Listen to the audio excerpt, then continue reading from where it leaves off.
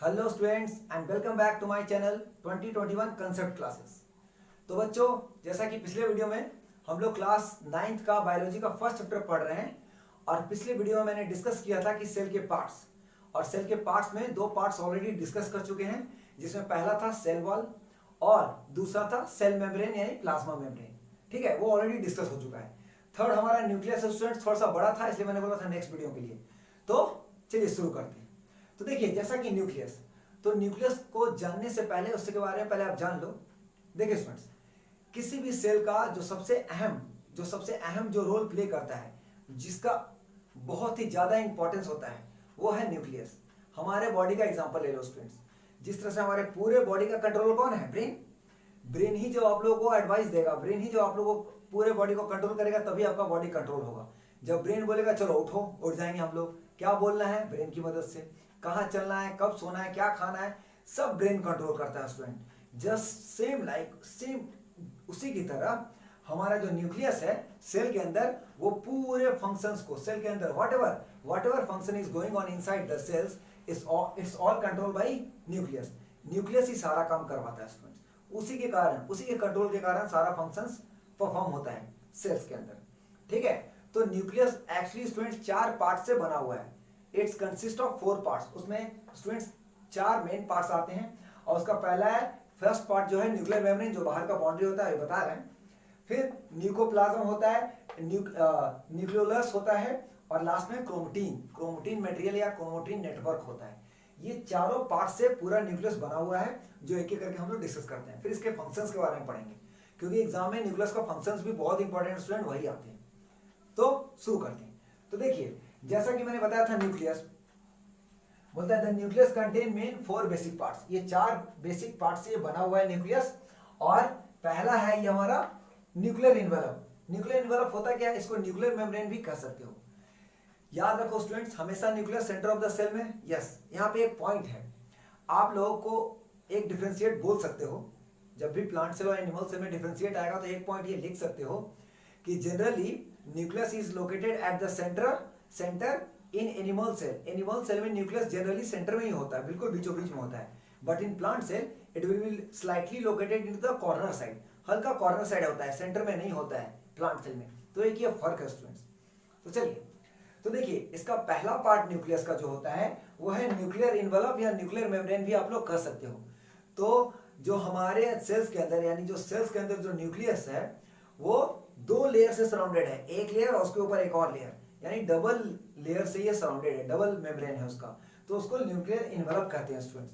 तो देखिए यहाँ पे क्या है, the nucleus is surrounded by 2 membrane called nuclear envelope, या न्यूक्लियर मेम्ब्रेन भी बोल सकते हो। तो ये 2 बाउंड्री, यानी इसका जो बाहर का बाउंड्री है, वो 2 लेयर से सराउंडेड है स्टूडेंट्स। बोलता है इट कंटेन, उसमें क्या क्या होते हैं, उस पूरे न्यूक्लियर मेम्ब्रेन में, यानी न्यूक्लियर इन्वेलप में छोटे छोटे होल्स होते हैं, छोटे छोटे छिद्र होते हैं, जिसको न्यूक्लियर स्पोर्स कहते हैं स्टूडेंट्स। तो देखो, बोलता है it contain nuclear spores from transporting materials. तो याद रखिए स्टूडेंट, साइटोप्लाज्म के अंदर जो भी मटेरियल है, वो न्यूक्लियस के अंदर जाएगा, और कुछ न्यूक्लियस का मटेरियल वो बाहर आएगा साइटोप्लाज्म में। तो ये जो मटेरियल आदान प्रदान हो रहा है, मींस कुछ मटेरियल अंदर जा रहा है न्यूक्लियस के, और कुछ न्यूक्लियस का मटेरियल बाहर आ रहा है साइटोप्लाज्म के अंदर। तो वो किस किस कंपोनेंट से आएंगे, वो किस जरिए से आएंगे? तो वो जरिया है पोर्स। जो भी न्यूक्लियस के बाउंड्री में जो छोटे छोटे डॉट लाइक स्ट्रक्चर है, उसको न्यूक्लियस पोर कहते हैं स्टूडेंट्स। और with the help of that pores all the material will be moves inside the nucleus, and also some material comes from inside to outside of the nucleus. तो nucleus से ये pores ही मदद करता है transporting करने में students. तो ये बहुत इंपॉर्टेंट है। बाउंड्री में अगर वो पोर्स नहीं होता, तो कभी भी मटेरियल साइटोप्लाज्म में बाहर, और अंदर का मटेरियल साइटोप्लाज्म का मटेरियल न्यूक्लियस के अंदर नहीं जा पाता। क्लियर? चलिए, तो ये तो फर्स्ट हो गया, फर्स्ट पार्ट। दूसरा पार्ट होता है न्यूक्लियोप्लाज्म, या इसको न्यूक्लियर सैप भी बोल सकते हो, न्यूक्लियर सैप। न्यूक्लियोप्लाज्म कहने का मतलब है, जो न्यूक्लियस का जो पूरा बाउंड्री हो गया, वो न्यूक्लियस के अंदर पूरा material fluid, transparent jelly like substance, पूरा ट्रांसपेरेंट लिक्विड फ्लूइड से भरा पड़ा होता है न्यूक्लियस हमारा। उसमें बहुत सारे तरल पदार्थ होते हैं स्टूडेंट्स। ठीक है, वो बहुत सारे चीजों का घोल कंटेन करके रखता है। तो उसको हम न्यूक्लियोप्लाज्म या सिंपली न्यूक्लियर सैप कहते हैं। क्लियर? तो देखिए, nucleus contain a transparent fluid which contain enzymes, ribosomes, chromatin threads etcetera. यानी जो भी उसके अंदर घोल है, जो भी उसके अंदर फ्लूइड है, जो लिक्विड प्रेजेंट है न्यूक्लियस एनवेलप के अंदर, यानी न्यूक्लियस के अंदर, वो किस किस से बना है? उसमें एंजाइम्स होते हैं, उसमें देखो राइबोसोम्स होते हैं, उसमें क्रोमेटिन थ्रेड, क्रोमेटिन मतलब क्रोमोसोम्स होते हैं जो कि डीएनए के अंदर होता है, आरएनए भी होता है।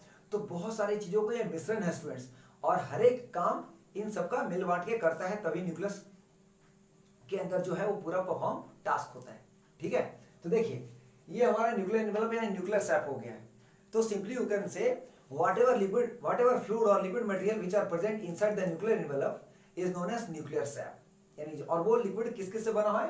तो एंजाइम्स, ठीक है, ribosomes, DNA, RNA, chromatin material वगैरह वगैरह। ठीक है स्टूडेंट्स, अब थर्ड आते हैं nucleolus.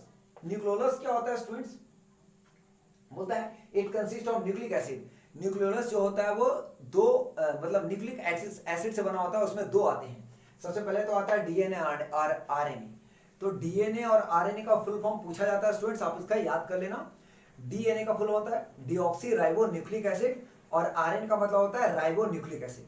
Clear? DNA deoxy ribo nucleic acid और आरएनए राइबो न्यूक्लिक एसिड। ठीक है स्टूडेंट्स, तो देखिए ये जो न्यूक्लियोलस है ये डीएनए, आरएनए, प्रोटीन और कुछ एंजाइम्स जो है, एंजाइम्स से पूरा बना हुआ होता है for the site of ribosomes. अगर ये सब नहीं हुए न्यूक्लियोलस में तो राइबोसोम्स का फॉर्मेशन नहीं होगा, नहीं राइबोसोम सिंथेसाइज नहीं कर पाएगा प्रोटीन उसके अंदर। तो इनकी मदद से यानी न्यूक्लियोलस की मदद से राइबोसोम्स को मौका मिल जाता है, मीन्स उससे मदद मिल जाता है ताकि वो प्रोटीन अंदर सिंथेसाइज कर सके सेल्स के अंदर। ठीक है स्टूडेंट्स, तो ये हो गया न्यूक्लियोलस का फंक्शन। लास्ट जो है वो बहुत ही इंपॉर्टेंट पार्ट है क्रोमेटिन नेटवर्क। ठीक है, तो देखो जैसा कि आप लोग जानते हो या आप लोगों के टीचर ने पढ़ाया भी होगा कि nucleus contain hereditary material, nucleus contain chromatin material, यानी क्रोमेटिन मटेरियल वो अपने अंदर कंटेन करके रखता है और उसके अंदर हेरिडिटी छुपा होता है।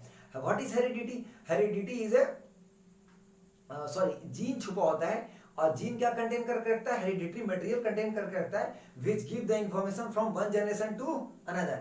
यानी बहुत सारे rod like thread like structure पाया जाता है जिसको क्रोमेटिन कहते हैं, और फिर क्रोमेटिन से क्रोमोसोम बना है। अब क्रोमोसोम के अंदर जीन होता है स्टूडेंट्स, और इसी जीन के अंदर पूरा हेरिडिटरी मटेरियल छुपा हुआ है जो एक पीढ़ी से दूसरे पीढ़ी, means it give the hereditary information from one generation to another generation, या simply you can say from parent to their offspring.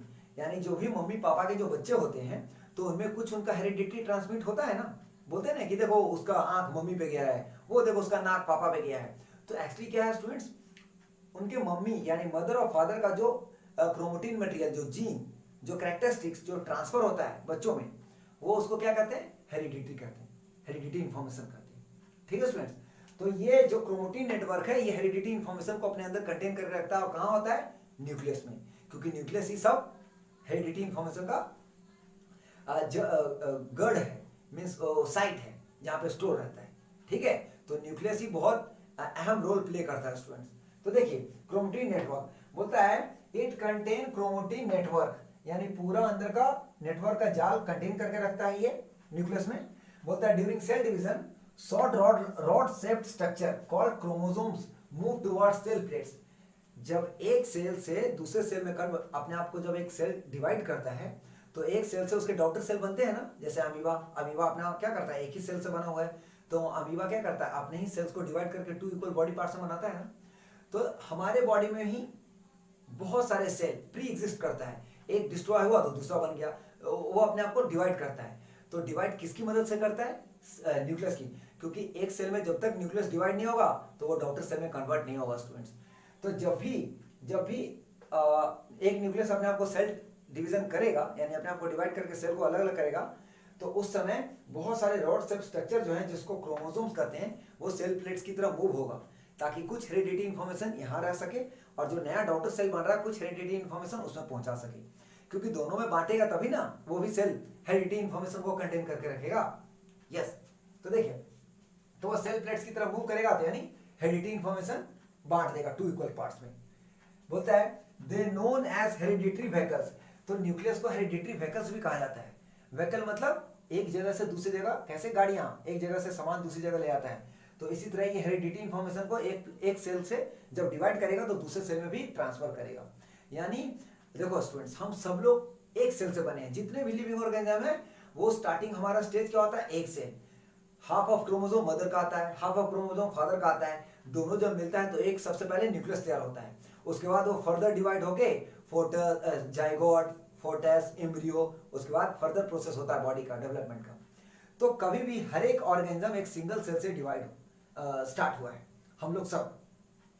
तो उसी तरह इसको हेरिडिटरी वेहिकल्स कहा गया। क्यों कहा गया है? Because they carry gene and transmit them to the daughter cells. क्योंकि इसके अंदर जीन होता है स्टूडेंट, और जीन कौन कंटेन करके रखता है? डीएनए। अभी हर एक क्लास में सब लोग डीएनए का स्ट्रक्चर पूरा पढ़ोगे, 10th में भी पढ़ना है, थोड़ा सा अभी बताएंगे, नेक्स्ट रिप्रोडक्शन चैप्टर में बताएंगे। तो ये पूरे जीन को ट्रांसमिट करता है, ठीक है, एक जगह से दूसरी जगह ट्रांसमिट करता है अपने डॉटर सेल में। जब एक सेल अपने आप को डिवाइड करेगा तो उसके डॉटर सेल में बोलता है nucleus contain hereditary material which help us to transport from one generation to another. यानी न्यूक्लियस ही एक ऐसा साइट है जो हेरिडिटरी इंफॉर्मेशन को अपने अंदर कंटेन करके रखता है, जो बाद में पास आउट होता है from one generation to another या from parents to their offspring. ठीक है स्टूडेंट्स, तो ये पूरा न्यूक्लियस के बारे में स्ट्रक्चर था। तो अगर कोई बोले न्यूक्लियस के बारे में तो इतना बोल सकते हो, और ये भी बोल सकते हो nucleus is the brain of the cell, क्योंकि सारा कंट्रोल सेल के अंदर न्यूक्लियस ही रखता है। तो इसलिए nucleus is also known as brain of the cell, इसको ब्रेन कर सकते हो। यहां तक क्लियर? ये पूरा स्ट्रक्चर क्लियर?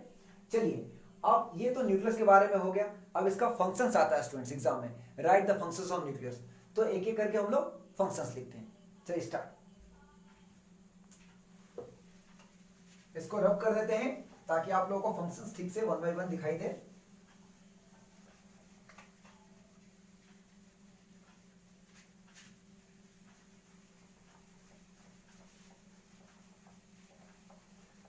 तो 3 या 4 पॉइंट्स है इसका स्टूडेंट जो इंपॉर्टेंट है न्यूक्लियस का, जो आप लोगों को काम आ सकता है एग्जाम में। तो लिखेंगे फंक्शंस ऑफ न्यूक्लियस, हेडिंग क्या लिखेंगे? Functions of nucleus. तो ये सारा मेटाबॉलिक एक्टिविटी, ये पूरा कंट्रोल करता है metabolic activity inside the cell. तो एक वो लिख सकते हैं, तो क्या लिखोगे?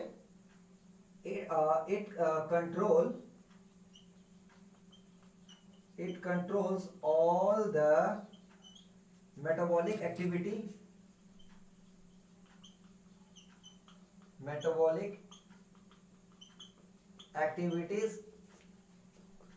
in the cell। यानी सेल के अंदर जो भी मेटाबॉलिक, जो भी बायोलॉजिकल केमिकल प्रोसेस हो रहा है, यानी जो भी मेटाबॉलिक एक्टिविटीज हो रहा है, ये इसको कंट्रोल करके रखता है कि नहीं? चलिए दूसरा पॉइंट हो जाएगा, it regulates the cell cycle.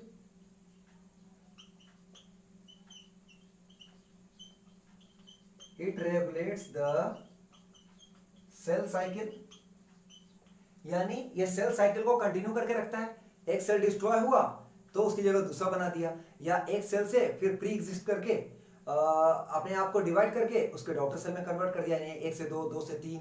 यानी इस तरह से ये साइक्लिंग का प्रोसेस करते रहता है, यानी कभी खत्म होने नहीं देता है सेल्स को। ठीक है स्टूडेंट, तो इसको बोल सकते हैं कि it regulates the cell cycle. तो ये दूसरा पॉइंट हो गया।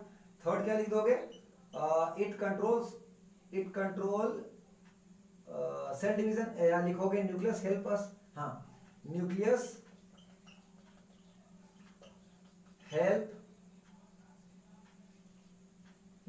Help for cell division. देखो, अगर न्यूक्लियस नहीं होता तो सेल डिवाइड हो पाता, सेल में डिवीजन हो पाता? नहीं हो पाता। तो nucleus help for cell division, ये थर्ड पॉइंट। फोर्थ लिख सकते हो, nucleus help in the formation of ribosomes. Nucleus help in the formation of ribosomes. तो देखो स्टूडेंट्स, न्यूक्लियस ही राइबोसोम्स को बनाता है। और राइबोसोम्स क्या है? जब टाइप्स ऑफ सेल ऑर्गेनेल्स पढ़ाएंगे तो आपको इसके बारे में बताएंगे राइबोसोम्स क्या होता है। तो ribosome is known as protein factory of the cell. Cell में जो प्रोटीन बनने का काम होता है वो राइबोसोम्स का होता है स्टूडेंट्स। तो इसलिए इसको हम कह सकते हैं ribosome is known as protein factory of the cell. तो अगर न्यूक्लियस नहीं होता तो ये राइबोसोम नहीं बनता। राइबोसोम नहीं बनता तो सेल के अंदर प्रोटीन नहीं सिंथेसाइज हो पाता, यानी प्रोटीन नहीं बन पाता। तो ये बेसिकली 4 पॉइंट्स है, 4 फंक्शंस है। अगर न्यूक्लियस का आएगा तो आप लोग लिख सकते हो।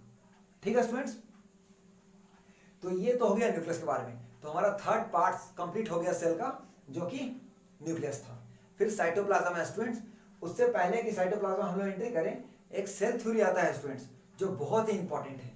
तो मैं आप लोगों को सेल थ्योरी के बारे में बता देता हूँ। इसको दो साइंटिस्टों ने, दो बायोलॉजिस्ट ने इसको लिखा था। ठीक है, तो कभी कभी एग्जाम में आता है, वन वर्ड ऑब्जेक्टिव टाइप का क्वेश्चन पूछा जाता है कि who rode the cell theory, या cell theory is given by. तो उस समय एक एमजे सिल्डन और टी स्वान, ठीक है, एमजे सिल्डन और टी स्वान नाम के दो बायोलॉजिस्ट या दो साइंटिस्ट थे जिन्होंने सेल का थ्योरी दिया था स्टूडेंट। तो पहले वो सेल थ्योरी कंप्लीट करते हैं, फिर साइटोप्लाज्म में आते हैं। ठीक है, तो चलिए इसको मिटा देते हैं।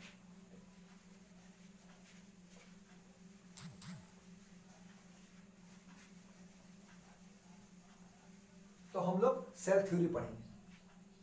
हेडिंग हो जाएगा सेल थ्योरी। तो लिखोगे cell theory, cell theory is given by MJ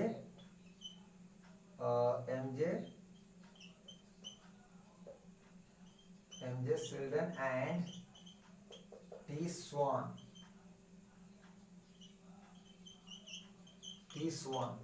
MJ Sheldon and T Swan। तो देखिए स्टूडेंट्स, ये दो साइंटिस्टों का नाम याद रखिएगा।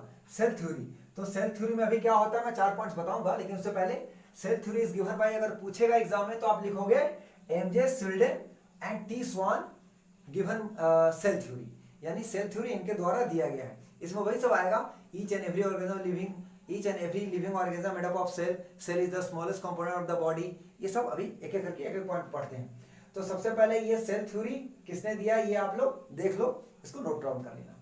तो ये हमारा हो गया सेल थ्योरी गिवन बाय। अब हम पढ़ेंगे कि what is cell theory.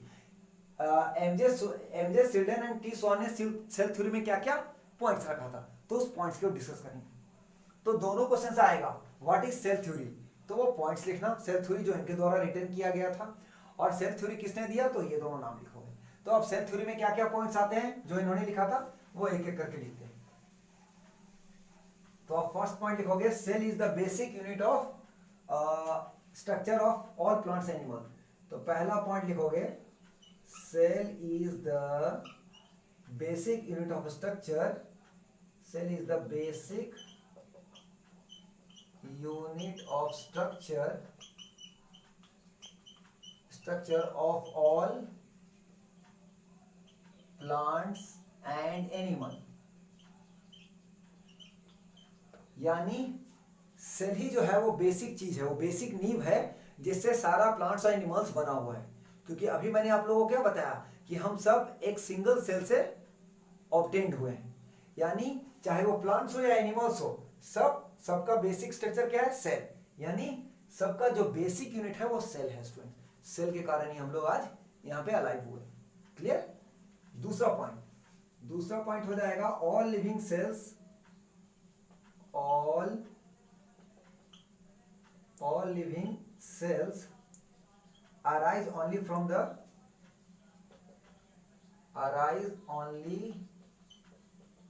from the pre-existing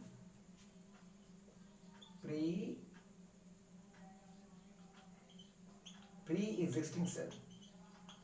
इसका मतलब समझे स्टूडेंट्स, यानी जितने भी लिविंग सेल्स हैं हमारे शरीर में, या किसी भी लिविंग ऑर्गेनिजम्स के शरीर में जो सेल्स हैं, वो क्या करता है, प्री एग्जिस्टिंग करते रहता है। यानी एक सेल कमजोर हो गए, डिस्ट्रॉय होता है, या किसी कारण वो खराब हो गया, डिस्ट्रॉय हुआ, तो उसकी जगह प्री एग्जिस्ट हो जाएगा। यानी एक खत्म हुआ तो दूसरा बन जाएगा, फिर एक और खत्म हुआ तो दूसरा। ऐसे पूरे दिन भर में स्टूडेंट्स कितने हजारों सेल्स डिस्ट्रॉय होते हैं, तो उसकी जगह प्री एग्जिस्ट, दूसरा उसकी जगह नया प्रिपेयर हो जाता है। तो जब तक ये प्री एग्जिस्टिंग हो रहा है तो हमारा सेल बनते रहेगा, हमारा बॉडी ठीक से काम करेगा। ठीक है, तो ये प्री एग्जिस्टिंग होना ही इसका फिनोमिनन है, इसका नेचुरल फिनोमिनन है। ये अपने आप कर लेता है, एक डिस्ट्रॉय हुआ तुरंत दूसरा बन जाएगा डिवाइड करके सेल को। इस तरह से प्री एग्जिस्ट होते रहता है, यानी एक सेल जाएगा उसकी जगह दूसरा सेल नया टेक प्लेस कर लेगा। ठीक है। थर्ड पॉइंट में लिखोगे all living things are made up of cells. All living things are made up of cells, यानी जितने भी इस दुनिया में लिविंग थिंग्स हैं, चाहे छोटा चींटी हो बड़ा हाथी हो, सब किससे बना हुआ है? सेल से। ये थर्ड पॉइंट हो गया। और लास्ट लिखोगे, last points, hereditary information is passed from cell to cell. हाँ, hereditary information is passed from cell to cell. Students, यानी अगर सेल नहीं होता तो जो लक्षण मम्मी पापा का जो बच्चों में उनके लक्षण कुछ जाते हैं, कुछ जो हेरिडिटरी इंफॉर्मेशन जाता है वो कभी पास हो पाता नहीं। तो ये सिल्डन और स्वान ने ये दिया था सेल थ्योरी, जिसमें ये 4 पॉइंट्स हैं कि hereditary information is pass from cell to cell. ठीक है, और यानी सेल की मदद से ही जो भी हेरिडिटरी इंफॉर्मेशन है वो पास होते रहता है, एक सेल से दूसरे में, दूसरे से तीसरे में, यानी एक जनरेशन से दूसरे जनरेशन में ये हेरिडिटरी इंफॉर्मेशन पास होगा, लेकिन किसकी मदद से पास होगा? सेल्स की मदद से पास होगा। तो इसीलिए ये पूरा सेल थ्योरी। तो आई होप यहां तक आप लोगों को समझ में आ गया होगा। नेक्स्ट वीडियो में हम लोग साइटोप्लाज्म पढ़ेंगे। साइटोप्लाज्म कुछ है नहीं, इसमें मैं ओरली बता देता हूं। Cytoplasm are found between nucleus envelope and cell membrane. Cell membrane का बाउंड्री देखिए यहाँ पे, ये देखिए, ये हमारा एक सेल है, इसको क्या बोलेंगे? Cell membrane. और ये क्या बीच वाला पोर्शन न्यूक्लियस हो गया। तो ये सेल मेम्ब्रेन और न्यूक्लियस मेम्ब्रेन के बीच का जो पोर्शन है स्टूडेंट्स, ये भी पूरा ट्रांसपेरेंट जेली लाइक सब्सटेंस, पूरा फ्लूइड से भरा पड़ा होता है, जिसको साइटोप्लाज्म कहते हैं। And cytoplasm contain small very small living organelles known as cell organelles. और इस साइटोप्लाज्म के अंदर ही छोटे छोटे लिविंग ऑर्गेनल्स पाए जाते हैं, जैसे कि माइटोकॉन्ड्रिया हो गया, राइबोसोम्स हो गया, प्लास्टिड्स हो गया, एंडोप्लाज्मिक रेटिकुलम हो गया। ये सारे जो लिविंग ऑर्गेनल्स है इसमें प्रेजेंट होते हैं, इसके पूरे लिक्विड में प्रेजेंट होते हैं, जिनका सेल में अपना अलग अलग फंक्शंस है। तो सेल एक सेल पार्टिकुलर वर्क कर पाता है, जो कि एक एक करके हम लोग टाइप्स ऑफ सेल ऑर्गेनल्स कल पढ़ेंगे। ठीक है स्टूडेंट्स, यानी नेक्स्ट वीडियो में पढ़ेंगे। तो फिलहाल के लिए बस इतना जान लो, cytoplasm are found between nucleus membrane and cell membrane. it is filled with a transparent jelly like substance and that fluid is known as